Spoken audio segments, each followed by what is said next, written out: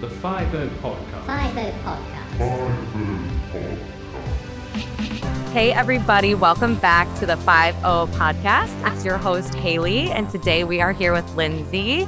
Lindsay is a hardworking police officer with a passion for community relations, continually proving that you can bridge the gap between the badge and the community.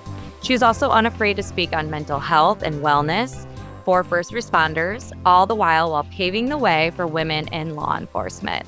So for our listeners who don't know who you are, give us a quick bio about yourself, and then after we will peel back the layers on everything I just talked about above and more. So you can give us a little quick bio about you. All right. Hi, everybody. I'm Lindsay. Let's see. I am a graduate of Temple University, 2017. I've been a police officer since 2019. I graduated the police academy in 2018. I'm full-time now. I did work 4-ish part-time jobs from 2019 to 2021. I've been with my PD since 2021, and actually it's crazy because now I'm like one of the most high rankers. It's crazy. So many people are retiring. It's wild. So my passions are super into mental health, community relations. That's really what I love to do, along with, the people who do know me on here. I do love my traffic. That's a whole other side note. But I have a huge passion for working out and mental health and how they coincide with one another, especially with law enforcement officers. I've really discovered the gym as something, really beneficial to me with my mental health as well as like my physical wellness as well. This is pretty much it. Yeah, we'll dive deeper, but yes, absolutely. So we're going to go over your foundation in law enforcement, and who you are, how you got here, and start from the very beginning. So the first question I like to ask everyone is because everyone has a different story of like how they grew up. And I like to know about that, like your family life and growing up. So tell us about that. My goodness. Okay, so I grew up in Delaware County. It's right outside of right outside of Pennsylvania, everybody, outside of Philadelphia. I have a twin sister, and it's just us two and my parents. Yeah, she's an OR nurse at Bryn Mawr, so holler at you, Twinny. She and I, very close. We have the same group of friends. We went to Temple together. I grew up in Delco. I moved out here where I live now, 2016. So once I graduated the police academy, I moved out here, and I've been working out here ever since in Chester County. So that's crazy that you have a twin and that she's also in like a first responding field. Your parents must be so proud. They are super proud. It's crazy because I didn't think I was going to be a police officer at first. I thought that I was going to college for different things, and I couldn't figure out what I wanted to do, which is why I was there for 7 years. So we all were there. Yeah. I think we all did not know what the hell we were doing in college. No. And if I could go back and like redo some things, like right now I'm gearing up to do my master's in forensic psychology and criminology, and then doing some trauma therapy for law enforcement as well. But I wish I could go back and like know who I was and then redo it, but that's just how you learn. Girl, exactly. And that's, no one knows what the hell they're going to do when they're 18 years old. No. So on that note, what inspired you to become a police officer? There's a couple of different things. While I was in college, I worked at Starbucks, and all the cop guys would come in, and I'd be like giving them their coffee, and a couple of them were detectives, and they all just like were so exciting and like cool, and I just was like, man, like I really want to do that. And like they actually like let me see like the PD after work one night, and they like I used to give them all like the coffees and the pastries and stuff like that, and they let me see the PD, and like I got to see like some detective stuff, and it was like really interesting. Because when I was younger, I had really bad experiences with officers because they would just like, you wouldn't be doing anything. They'd be telling you to yell at you and tell you to go home. And, like, we were little brats too. But like, I just had really one bad experience with a cop. He was like such a jerk to me. But after I saw these guys, I was like, interesting. And then someone who I was dating at the time was a cop. And I was like, you know what? I'm just going to do it. I think I can do it. And I geared up to do it. And I trained. And then I went to the academy, and then the rest was history. I don't have like one specific It's not like I was like, oh, I specifically want to do this for this reason. I just felt compelled to do it. Right. I feel like that's another thing we all kind of felt too. It's like it kind of like falls on your lap almost. It really did. Like it just fell in my lap, and I was just like, you know what? Screw it. What's the worst thing that's gonna happen? I become a police officer, like, and I don't like it. You know what I mean? Yeah. No, exactly. So when you decided, I'm going to go to the academy, I'm going to become a police officer, did you have any pushback from friends or family when choosing this career?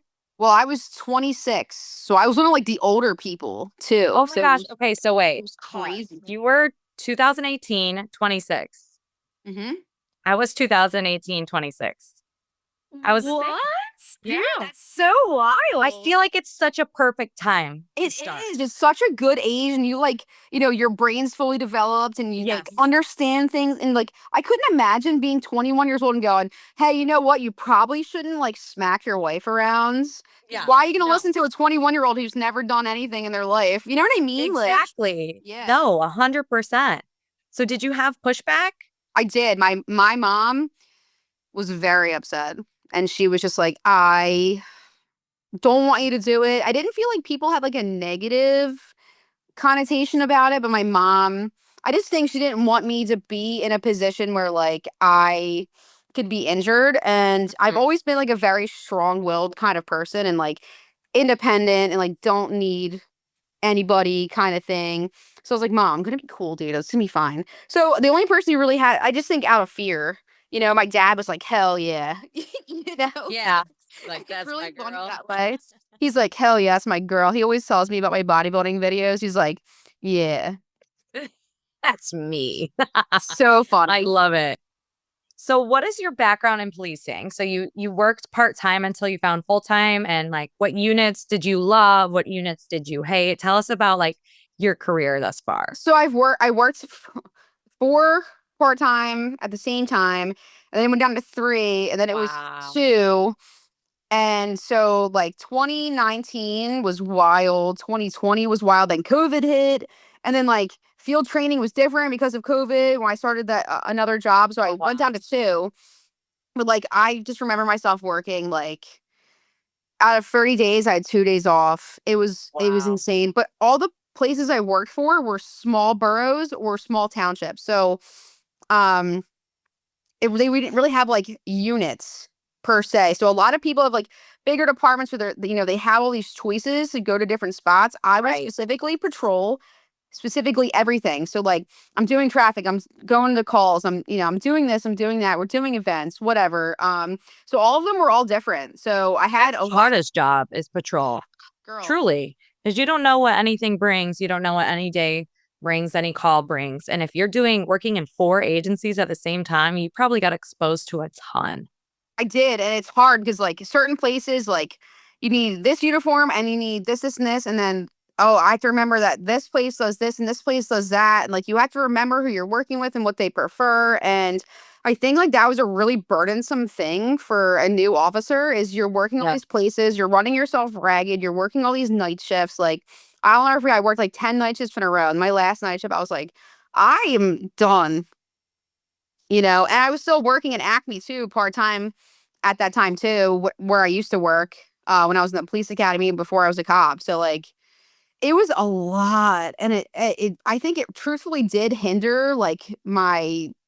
I guess like if you start full time, you're used to everything, you know what you're supposed to be doing, and every place is different. Like I have to remember I gotta take this person here and that person there for different Yeah. stuff, and they need to get fingerprinted at this place and that place, and they're all different places, but it's a lot. And then like remembering policies and procedures and stuff, like I think it really like as much stuff as I did get exposed to, I felt like I was just like thrown around incessantly like a rag doll. It took me, honestly, I feel comfortable at my new agency now, but it took me at least a year because I came from Chicago. Now I'm in Florida or South Florida. And it took me at least a year to like feel decently comfortable with all the new policies, the codes, the alphabet, way they do things, the Oh, yeah, you're a different state too. different state. Yeah, every department's so different. So at your new department now, um, what do you do at your new department now, and how do you like it? So right now we're in like a huge transition phase. Like people are retiring and leaving and stepping down and doing this and doing that. Like it's constantly like fluid right now. So I just went from I'm the third highest now. Holy moly! Yeah. It's crazy. And like I'm Wow, at that part oh, of that point in my life where like I'm trying to become a supervisor and course. I just put in for a corporal a couple weeks ago, and they obviously chose someone who has been there longer, which makes total sense. But it was a good experience for me. I Absolutely. put in for K9. I did not unfortunately get that, but I do all of their community relations. I just actually had a meeting with our chief to change some stuff with our HOAs and our community relations. Like I do all of that stuff, and I just felt like what we were doing wasn't enough, and I wanted to start like really investing in time with that. But also community relations is such a stigma for female officers, and that like little silent violin Mm-hmm. makes I want to do it because I love it, but I also think that I'm able to do other stuff. I really really really want to be a traffic unit, and Awesome. that's my passion. That's like my niche there. Like I think that that's Yes. what I would love to do, and I would work, I'd rather work like a midi or like a day shift rotation, like off patrol. But then I would miss Yeah. patrol too. So like, it's hard Mhm. because like I really like to take the dispatchers know I want to take all the calls and I want all the things. Yeah. I love that. You have options, and that's really I nice do. at a department. And it's also nice that you feel like you can voice like things that you feel can improve and change. And I think that that's really something beautiful because not a lot of departments are open to that. They're not. Sometimes you're just like a peon, like a little number, Yep. and And they don't or care. dinosaurs. They want to run things the same way they ran things in 1950, and Right. And that's nothing not how it's gonna changes. work anymore. I'm sorry to Right. say. And I'm really like they hadn't had a full-time female. I was there probably I guess in their history, I guess I was probably they've had other part-time females, but I don't believe that they had any full-time females. And then now we had three. Now it's just me and my other female officer. That's And awesome. I'm, she's relatively new. Probably this is probably her second year. So I've really taken her under my wing, and she's Absolutely. funny. She's like now one of my best friends, which is wild. Yeah, you get You really know? close to your coworkers on this You job. Like do. You truly. do. You spend so much time just talking. You have 8 or 12 hour shifts. So you really get to know somebody like I just really got close. my squad switched too, so I'm still trying to get used to that. I hate when that happens. Well, I get so sad when I miss my I friend. wasn't thrilled about it, but it It is what it is. I had the same thing recently. So what struggles have you personally faced in law enforcement as a female? Whew, there's a lot. You Buckle don't up. have to be specific, of Okay. course, like with people or whatever, but like if there's certain feelings or even vibes like that you've had, if you want to. I feel like people want to like hold my hand and like baby me because I'm a girl, like I'm some fragile little bird that needs to be like held tight. And I feel like I'm looked at differently than the other dudes. Like, if someone new came in, I would feel like they have more respect than I do because I'm a girl. And I feel like sometimes, and this is just a general statement, this has nothing to do with any specific department that I worked for. I just think like in general, females are looked at that way. And I think that, I'm underestimated. And I don't like that at all. Or like I go on a traffic stop, I do the traffic stop and I'm getting like hit on, or I'm at court and then the person I'm having court with, they're like, you're just gorgeous, like your eyes, like why do you have that audacity and that brazenness towards me? You wouldn't be doing that to a dude, right? That's what I was just going to say. Could you imagine? Like my one coworker and I went to a training like an hour away from where we work, going to get lunch after our at our lunchtime for our training. And this guy came up to us. We're in like training gear. Like so I have like, a polo and like BDUs or slacks and like my gun and my badge. We're just getting like lunch. Like it wasn't anything crazy. And this guy's like, you ladies can handcuff me any day. Like, Why do you think that that is appropriate behavior to two off-duty officers who are out of training? And you obviously can tell that we're like not there for business. Like we're not there for pleasure either. We're there. We're just there. Yeah. Yeah. Like why? I think we all definitely struggle with that. And I like how you said, like, like you would not say this to a male officer that walked in. You would never treat him the way that you treat me. Like Right. that just would never happen. Nope. And it's just funny because you normally I'll just like laugh it off and I'll be like, but lately I've just been like, that's super disrespectful. Like I've been putting my foot down and I've been surprising myself because I would just laugh it off. And I used to too. I used to laugh it off, or I'd be like, "Oh yeah, like you guys are so funny." Like, or I think the last time I said, I was like, "How original."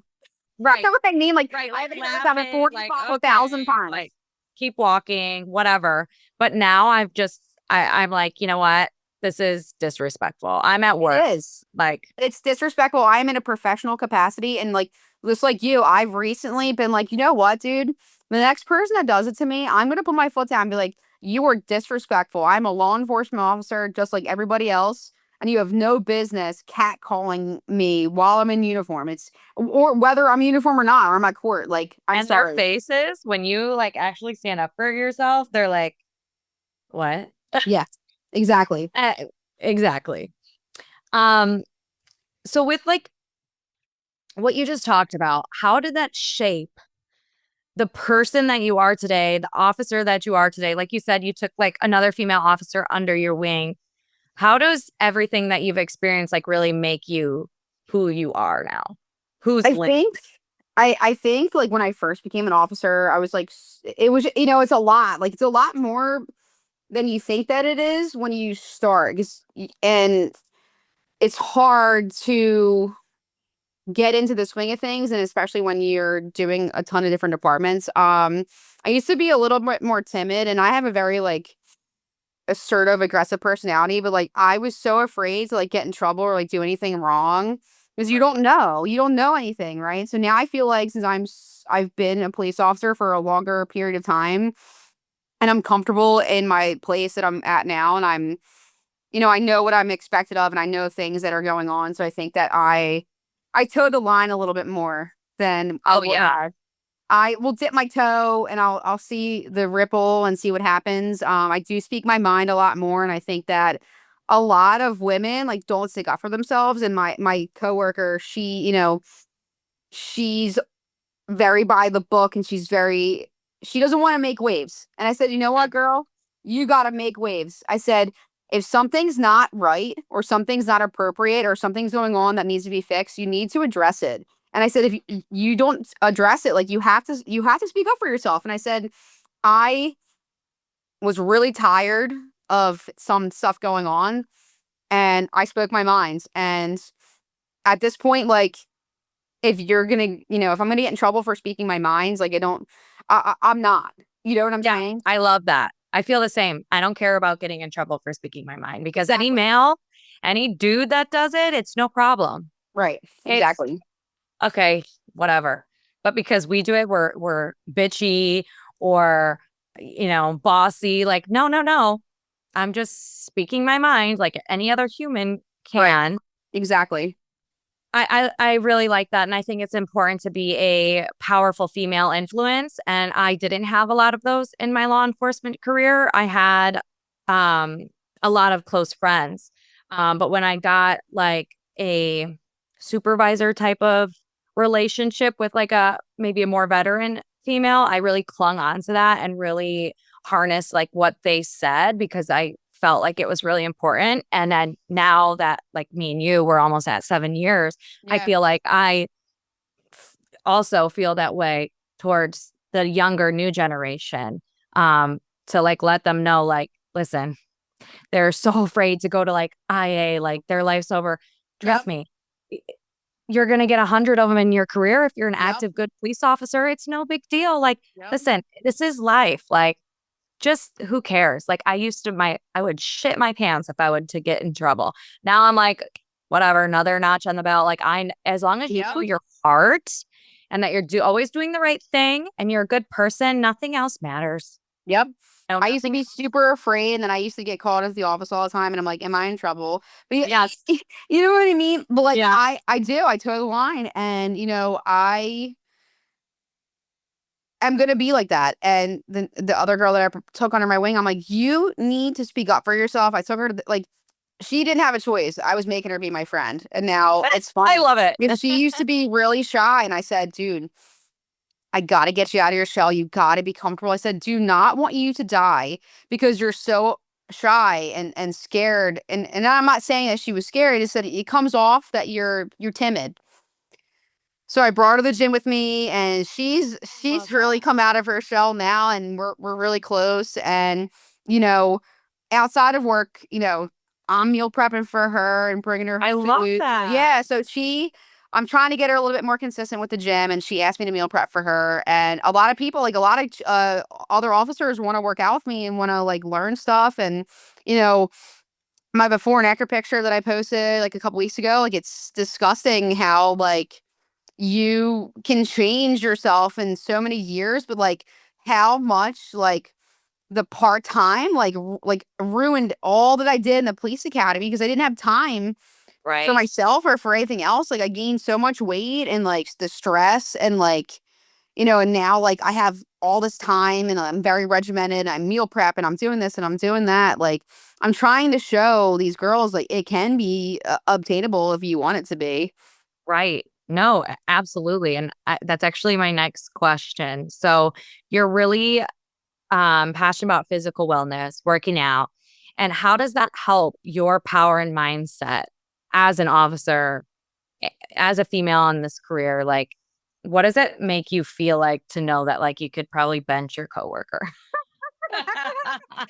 My one coworker and I actually joke about this because he's like, my arms are bigger than yours. So I'm like, they're not, honey, because you're not spending the time at the gym like I do. And they all laugh. Like, they all think I'm crazy. But like, I think that it is such a powerful like tool that like, not a lot of people are doing what I'm doing, and that's okay. It isn't, you don't have to do bodybuilding. You don't have to do anything, but I have to be at the gym before night shift or I'm wild. I got to get myself right and regulated before my shift because like if I'm not tiring myself out, I'm trying to get my mind in a different mindset. So like I'm going from civilian to police officer in the red, switching like my little, I call it my little light switch, but like Yeah. you have to like be clear-minded when you're going into work. And if that works for me, great. If it doesn't work for you, find yourself another way to do it. But like, I just think it gives me an edge because people think that I'm tiny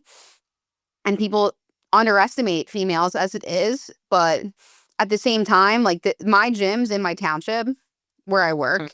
Mhm. So I think that because of that, like everybody knows me and all the community relations and all the stuff that I do, like a lot of people know me on duty and off duty. Like if I'm going to the gym or I'm going like somewhere else, like I'm recognized because I have all the tattoos, right? So like Yeah. I have to be aware of that too. Right. No, What I'm dealing with, positive or negative, I'm relatively close to this area where I work, right? So yeah. it's a balance. It's a balancing act. And like I think that having a sharp mindset and also having a sharp physical ability, I've really seen a difference between when I started at this department and now, strength wise, personality wise, mentally wise. Like if you're doing all the things to nurture all of these things, like you can get the goals that you want. And like I am like super, physically fit now. So I'm looked at a little bit differently now. Yeah. Versus Like when no one can tell you otherwise. Like you're confident in your training and like you're confident into whatever situations that you're going into. Yep. Which is like something that you can't buy. That's You can't something buy. that You have can to work only at it. feel.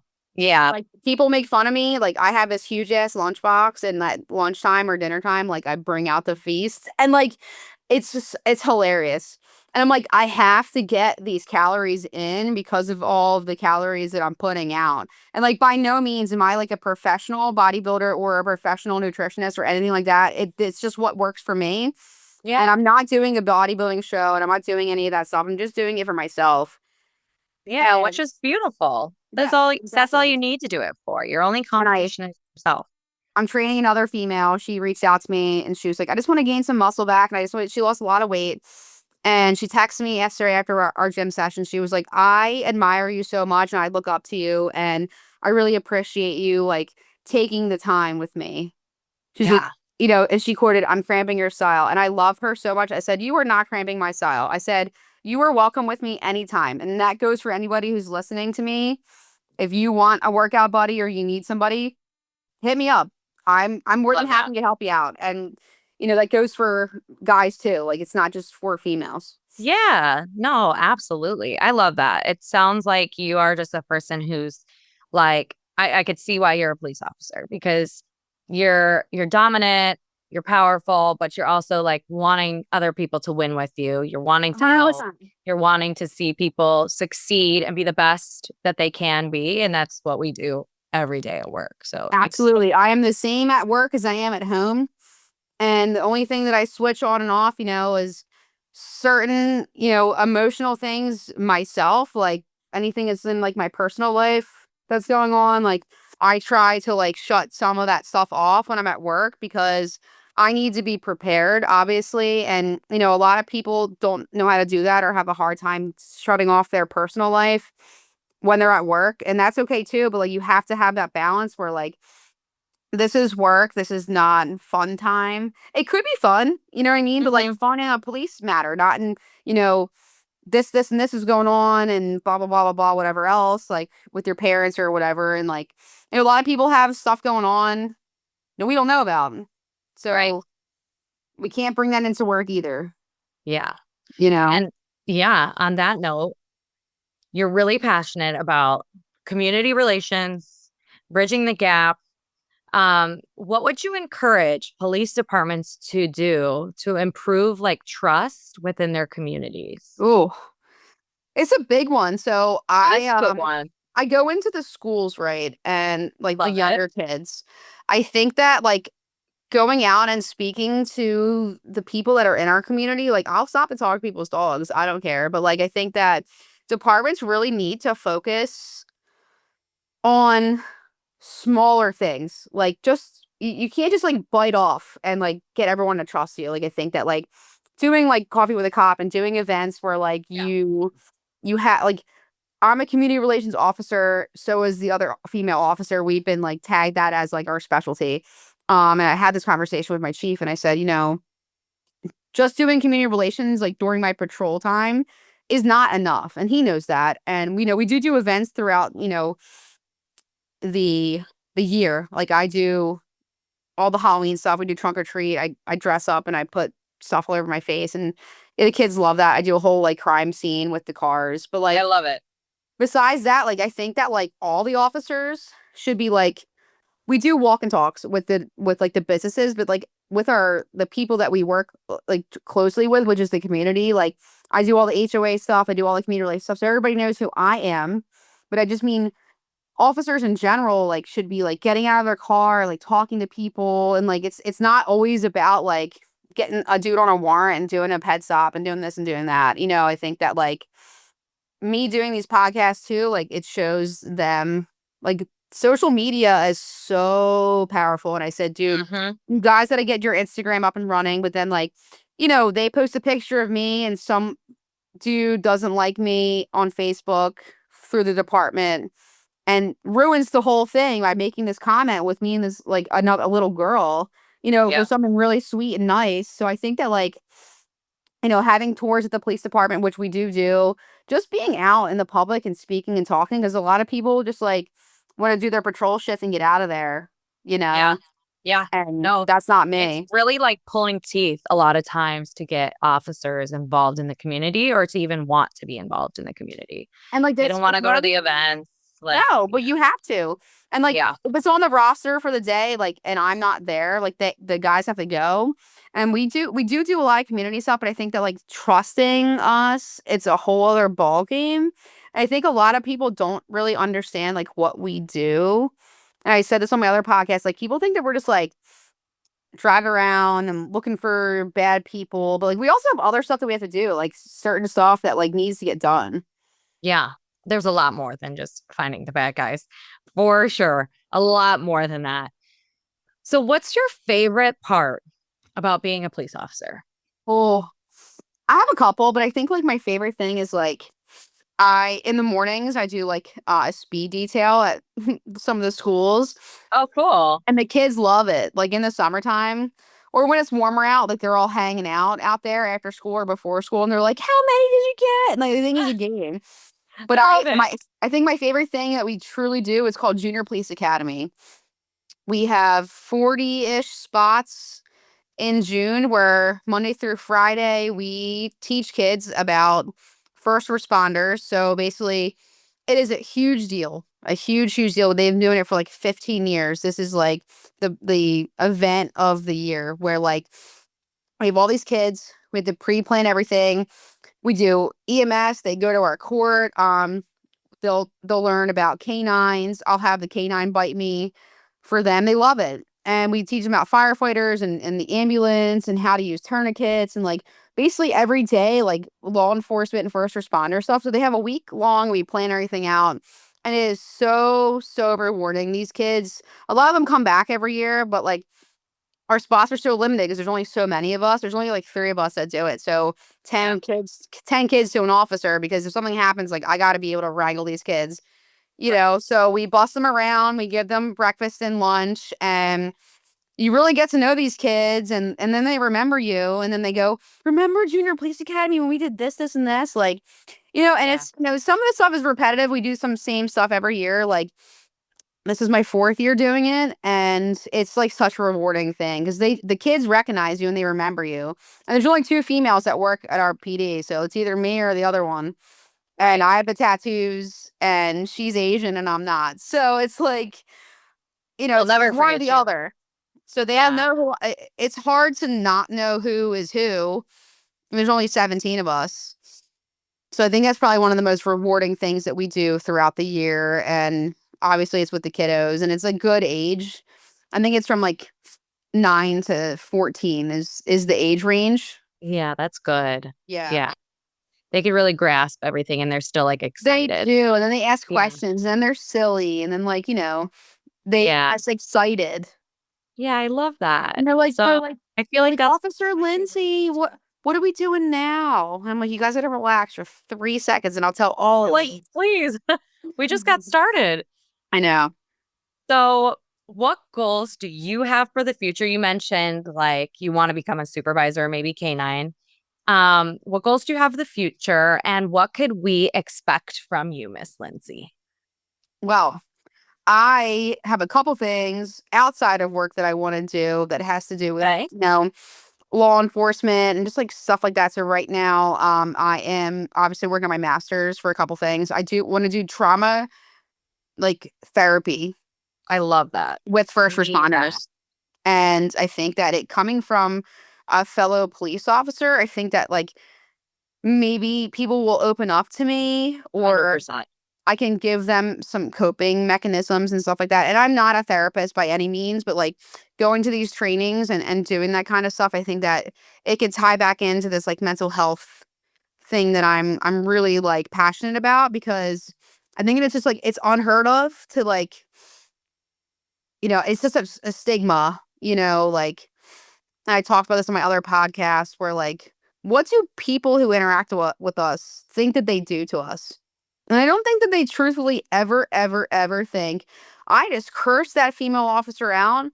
And what if I had to go to like a cardiac arrest, like right after that? Like, what does that do to me? You know what I mean? Does it Yeah. change the way that I would deal with the call? Like, I don't know. I've had plenty of people freak out on me or treat me disrespectfully, or you just feel like a jerk, or like try to get me in trouble with like the PD, and I didn't do anything wrong, but because they're having a bad day, they like they want to get back at you. But like why? Like why? So I think to myself, you know, and then, you know, a lot of them will like call and apologize or like send an email, and like that's okay too. But like, what do you think that interaction did to me and or my partner? You know what I mean? Right. Like, Right. or what if I just came from a cardiac arrest and the person passed away, or I just came from something, a horrible accident, And then you're yelling at me because your freaking inspection's out, which is on you anyways.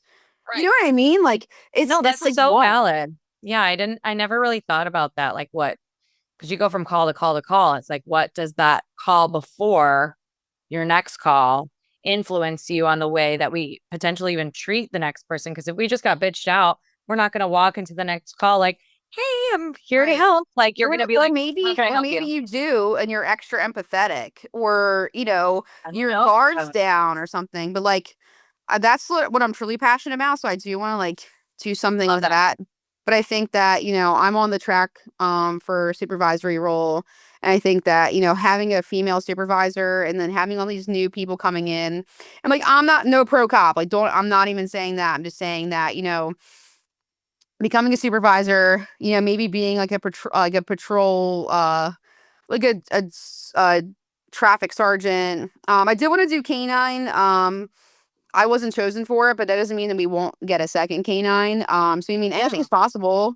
I'm pretty open to that. I'm doing some drone stuff, just like some like I'm trying to like stick my foot in a lot of things. But I just want specifically to do like supervisory traffic, like maybe some other specialty unit where like there's only one person with that specialty, Yeah. and I'm it.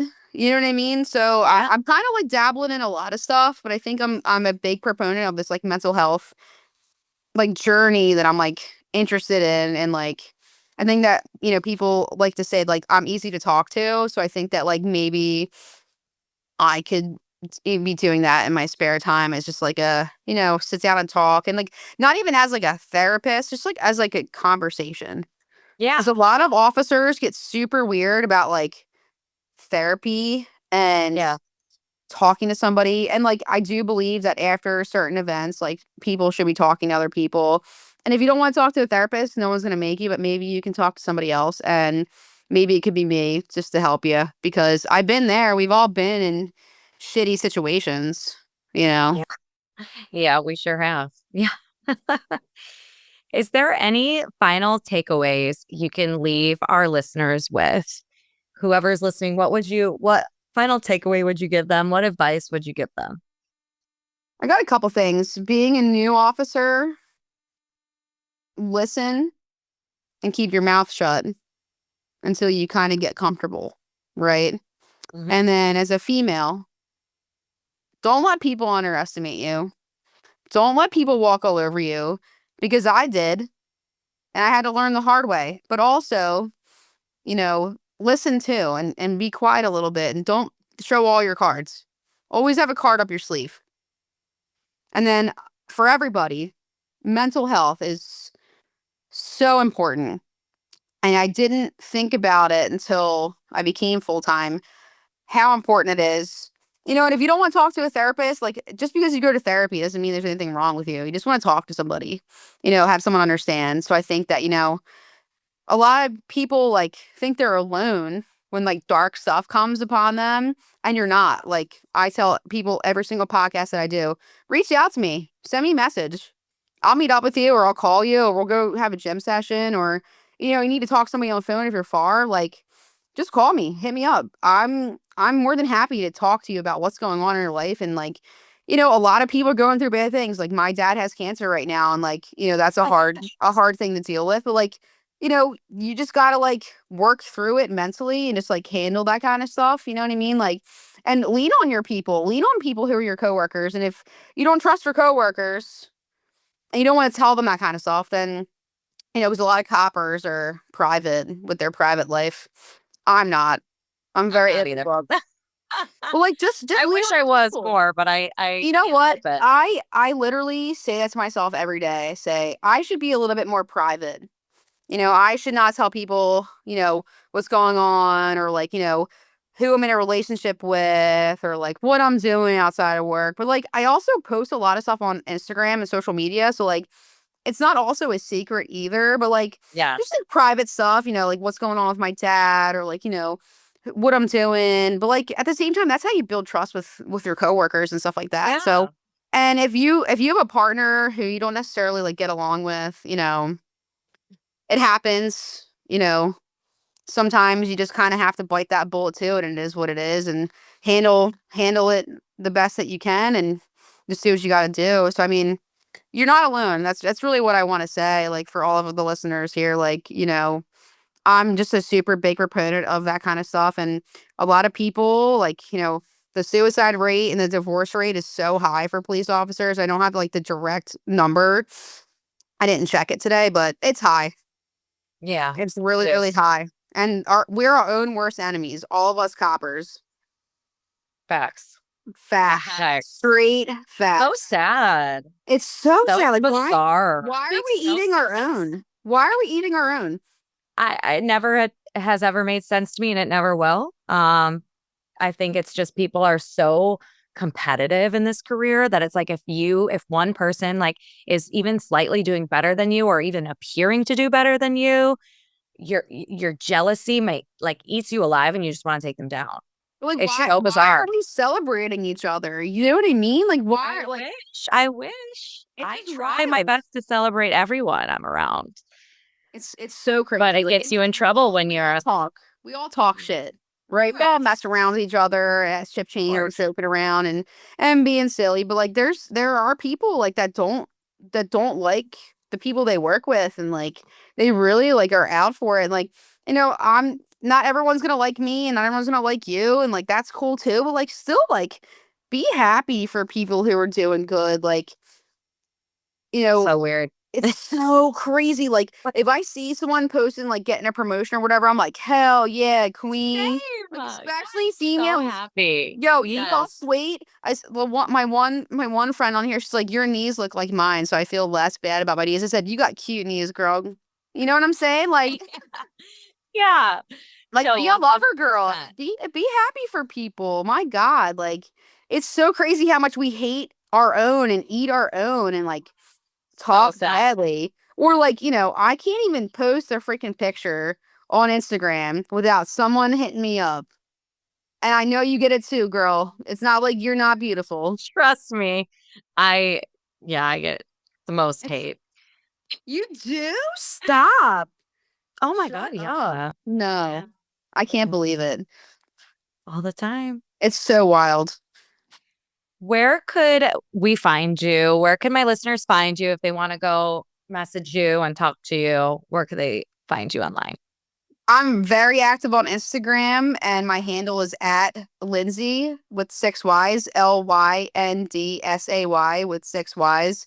I got to vet through, but like if you need something, seriously, you want a workout tip, you need something, you need somebody to talk to, like, I'm here. And yeah, I know, Haley, you're there. Like, it's just, life's crazy and everyone's got shit going on, and we got to be there for one another. And if, you're in a dark spot and you truthfully think that like things are at their worst, like, I'm telling you right now, they're not. It always gets worse before it gets better. Well, girl, preach. I hope that's the truth. We've all been in a dark spot, and you always think it's the end of the world, and then you get on the other side of it, and you're like, you know what, dude? I had to learn that lesson, man. I had to learn the lesson. Yes. It's funny that we're the same age, so you literally get it. I literally have been through everything you've been through in like exact time. Yeah. I love that. Yeah. Well, thank you for being here. Of course, anytime. I'm so excited for people to hear your episode, connect with you, listen to you, and like, I'm excited to watch your journey unfold. So everyone go add her, give her a follow, DM her, and we will talk soon. Yeah, we will.